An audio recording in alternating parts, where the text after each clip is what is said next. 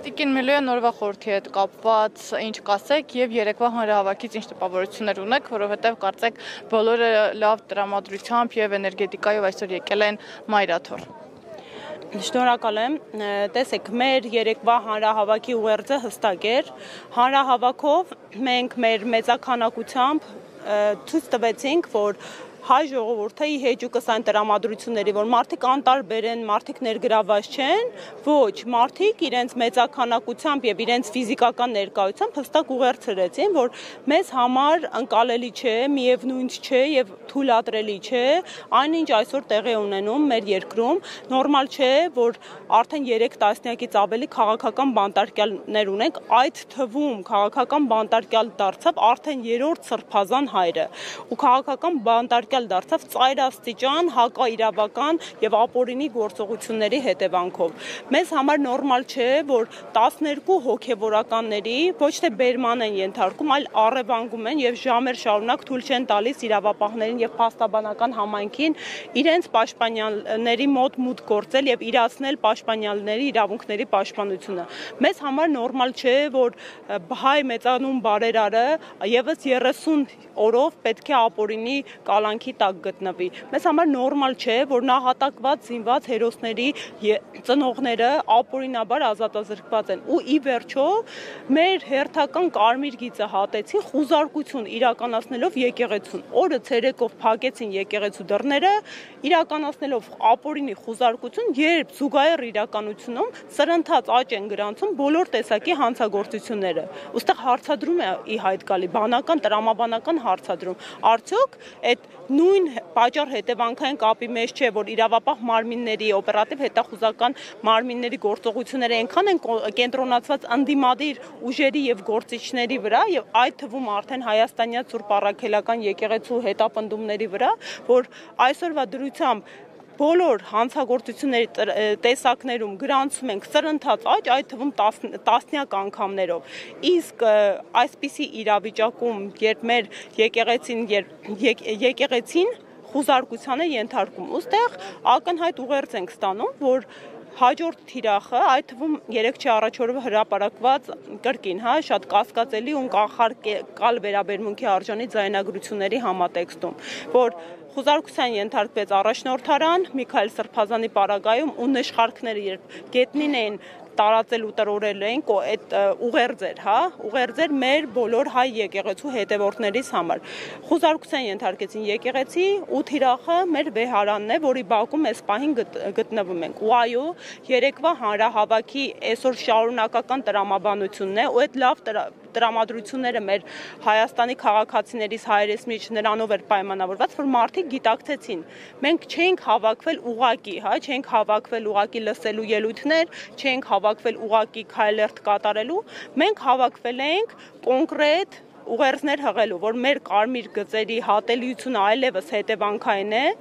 մենք ուղերձ ստացանք, որ կոնկրետ քաղաքական ուժ է ձևավորվում եւ մենք ուղերձ հղեցինք, որ այսօր գալիս ենք այստեղ կանգնելով, ցույց տալու, որ մենք մեր եկեղեցու կողքին ենք ու ակնհայտ է, ինչու է տրամաբանական կապն ու կոռելացիան այդ ձայնագրությունների ու մեր այսօր այստեղ կանգնելու միջև, որովհետեւ ակնհայտ է հաջորդ թիրախը եկեղեցին է, վեհափարն է ու վեհարանն է, ու մենք թույլ չենք տալու, որ այդ կարմիր գիծը հատվի։ Մեր ֆիզիկական ներկայությամբ ֆիզիկական պատնեշ ենք կանգնելու եկեղեցու ու այդ ապօրինության միջև, որովհետև մենք իրավական պետություն ենք, մենք ժողովրդավար պետություն ենք, որովհետև մեր սահմանադրությունը որպես բարձրագույն իրավական ակտ ընդգծել է մեր եկեղեցու բացառիկ դերը ու առաքելությունը։ Իսկ որն է առաքելությունը։ Առաքելությունը մեր հայերիս ինքնության պահպանումն է։ Այստեղ անձի խնդիր չի, վեհափարի խնդիրը չէ, եկեղեցու խնդիրը չէ։ Եկեղեցին հնագույն հայկական կառույցն է, որ մինչ այսօր դարերի հազարամյակների ընթացքում պահպանվել է ու եկեղեցին է այն հիմնական հենասյունը, որ մենք հայերս այն բացառիկ ազգն ենք, որ 3 միլիոն ենք այստեղ Հայաստանում, բայց կրկնապատիկ, եռապատիկ շատ ենք աշխարհում, որովհետև եկեղեցիներն են աշխարհում հայապահպանության առանցքային դերը կատարել։ Ու այո, այսօր թիրախում կրկին ընդգծում եմ, մեր հայերիս ինքնությունն է, ուստի պատահական նաև չէ, որ շատ հայեր, ովքեր ունեն իրանց ինքնության հետ կապված որոշում, բայց չունեն որոշում իրենց կրոնական դավանանքի, կողմնորոշման դավանանքի հետ, օրինակ աթեիստ են, այսօր ավելի առաջնային գծում են կանգնած եկեղեցու պաշտպանության հարցում, քան շատ հավատացյալներ։ Այսօր կրկին ընդգծում ենք, մենք բոլորս հայերս իդեմ մեր շարժման, մեր ձևով շարժման փորձեցինք նախաձեռնողականությունը վերցնել, կանգնել այստեղ ու ուղերձել, որ եկեղեցուն թույլ չենք տալու թերախավորել, մենք կրկին ասում եմ, այն մարդկային կենդանի պատնեշն ենք հանդիսանալու, որը թույլ չի տալու այս հերթական կարմիր գիծը հատել, ու դա մի կարմիր գիծ չի։ Ի վերջո մեր վերջնական ուղերձն է, որ մեր երկրում պետք է իրավունքի գերակայությունը գործի ու վերականգնվի, չեն կարող թույլ տալու, որ օրը ցերեկով իրավապաշտպանների, այտենց գետնին ասֆալտին փռելով ճակերտավոր բերման ենթարկել ու հետագայում էլ մուտք գործել մեր վեհարան։ Մեր հասարակության արձագանքը համարժեք համարում եք որպես քրիստոնյա ազգ իշխանության գործելավոճին։ Տեսեք, մենք առաքելություն ունենք, ինչու յուրաքանչյուր այդ նորմալ է, պետք չի ժողովրդին հասարակությանը այդքան էլ թիրախավորել, որովհետև շատ մարդիկ իրազեկ չեն։ Մեր հասարակությունը արդեն այնքան է ճկված սոցիալ-տնտեսական բեռից, մարդիկ բոլոր հարկատեսակները բարձրացվել են, նվազագույն զամբյուղի արժեքը բարձրացվել է, մարդիկ այնքան սոցիալական առօրեական հոգսեր ունեն, կրկին այս իշխանության շնորհիվ, որ չեն հասցնում արժեքահեն հարցերով զբաղվել, ու մենք որպես առավել ակտիվ քաղաքահասարակության ներկայացուցիչներ ունենք առաքելություն, այո, հանրահավաքով, այսպիսի ուխտագնացություններով հասարակության այդ կոչը հղել, բացել մարդկանց աչքերն ու միտքը, թե ինչ են կատարում, ինչ նպատակով են կատարում, իրականում նպատակը թիրախային է, դուք կհիշեք, երբ 18 թվականին եղավ հեղափոխությունը, առաջին հեղափոխության ծրագրերից մեկը նոր Հայաստան, նոր հայրապետ հարձակումներ եկեղեցու վրա ու կրկին բարեբախտաբար դա հաջողության չհասավ, որովհետև հասարակության անգամ այդ բարձր տրամադրությունների, անգամ այդ նոր իշխանության վստահության, հանրության կողմից պայմաններում շատ սուր արձագանքի ենթարկվեց, որ մեզ համար եկեղեցին կարմիր գիծ է, ու հիմա 6 տարի անցել են, կրկին այդ նույն վերքը բացում են ու կրկին մենք այստեղ կանգնած ենք նույն ուղերձով, որ այո, դա մեր համար վերք է, մենք չենք թող տալու, որ այդ վերքը սպիանա ու կրկին էլի գալու ենք անընդմեջ, ինչքան պետք է կանգնելու ենք այստեղ։ Օրինակ հիմա ձայնագրություններ են տարածում համացանցում եւ դրանց հիման վրա նաեւ գործեր են հարուցվում, որտեղից երևում է, թե իբր եկեղեցին մարդկանց հոգեվորականներին հորդորում է գնալ մասնակցել միտինգների։ Ձեր գնահատմամբ սա ինչ է, հա, այդ ձայնագրություն, դրան էլ նաեւ օրինական հիմք է տրվում, օրինական տեսք, որ փաստորեն հանցագործություն է տեղի։ Բարի, տեսեք, այս ձայնագրությունը ուղիղ այս ողջ գործընթացի հետ կոռելացիայի մեջ համադրելի է ու տրամաբանական է անդրադարձը, որովհետև տեսեք ինչ են անում։ Նախ պետք է ցանկացած ձայնագրության հետ այսու կանխարկալ մոտենան, որովհետև մենք արդեն ունենք Բագրատ Սրբազանի գործով ձայնագրության դեպքը, ինչ տեղի ունեցավ, մի հատ իր հենց քննչական մարմինը տարածեց շատ ահասարսուր տրամադրություններ ստեղծող ձայնագրություն, հետո ինչ պարզվեց, դա մի քանի ձայնագրություններից կտրված հատվածներ էին ու իրավապահ մարմինը կեղծել էր փաստը, ու մենք կարողացանք ուղղակի դա իմանալ միայն այն պահից հետո, երբ արդեն նախաքննության գաղտնիքով փաստաբանները կաշկանդված չէին ու կարողացան հանրությանը այդ տեղեկատվությունը մատուցել։ Բայց եթե անգամ այդ կանխակալությունը վերացնենք, մտածենք, որ սա իրական ձայնագրություն էր։ Այստեղ տեսեք ինչքան խնդիր կա։ Նախ էսա ինչ մեղադրանք է առաջադրվել, մեր լսարանի համար հատուկ ասենք, որ ինչ որ կեղծ իշխանության առնչվող լրատ ԶԼՄ-ներով տարածվեց ու ԶԼՄ-ներով իրավապահ մարմինների կողմից չէ, տարածվեց գաղտնալսում Նաթան Սրբազանի եւ մեկ այլ հոգեվորականի մասնակցությամբ ու գաղտնալսումներում մեկը չէին, այդ ձայնագրության մեջ մի քանի գաղտնալսում էր, որից բխում էր, որ Նաթան Սրբազանը հենց